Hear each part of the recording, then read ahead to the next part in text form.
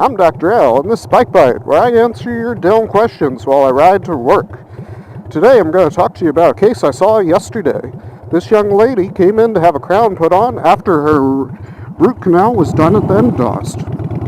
Now we found a surprise.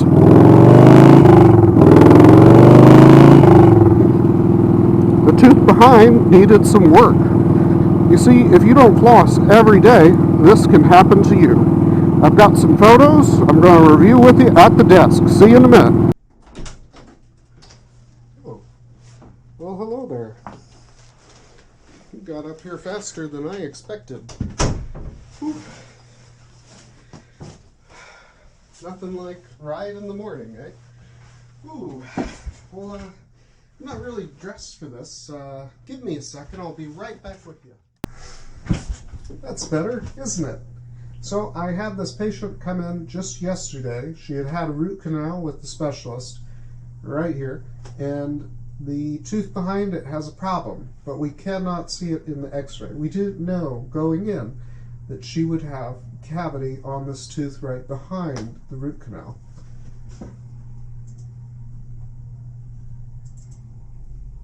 So I've already gotten the root canal tooth, the one on top here, ready for the crown and remove the temporary access filling. You can see on the tooth behind it, this one on the bottom here, two black spots. Those are actually holes between the tooth and the old filling. I don't know how old this filling is because this patient had it placed years ago before they started seeing me. But I want to show you how deep it gets.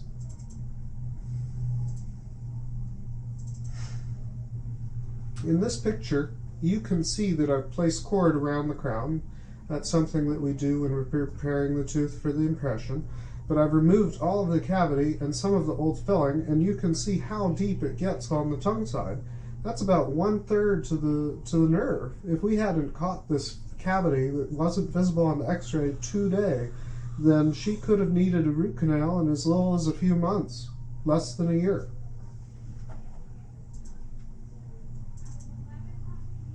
Here you can see that hole's gone. We've put some nice composite filling in it.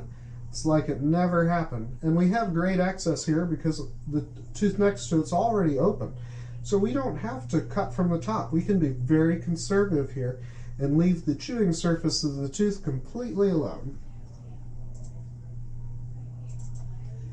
And here you can see the job's all done now. We have some blue marks from our bite paper. And we have our nice pretty new crown on the tooth in front. But crisis averted. What can you do to avoid this problem in your own mouth? You need to use floss. You see, there's lots of alternative products that are supposed to replace floss, but they just don't do a good job. And the reason why is because there's food debris between your teeth. You need to physically clean it with a little rope, a little floss. Now the floss is able to go between the teeth and displace that plaque and food debris. But things like water pick, for example, hand picks that you put through the side, they cannot displace all of that food debris and plaque. They can move it around a little bit in there, but not enough so that your toothpaste and your fluoride mouth rinse can get in there and really help you out. So even if your whole mouth has no problems, that's why between the teeth, cavities are very common. But the way to avoid it, the way of not needing new fillings with a dentist like me, is to floss daily. The best time to floss is at night before you brush.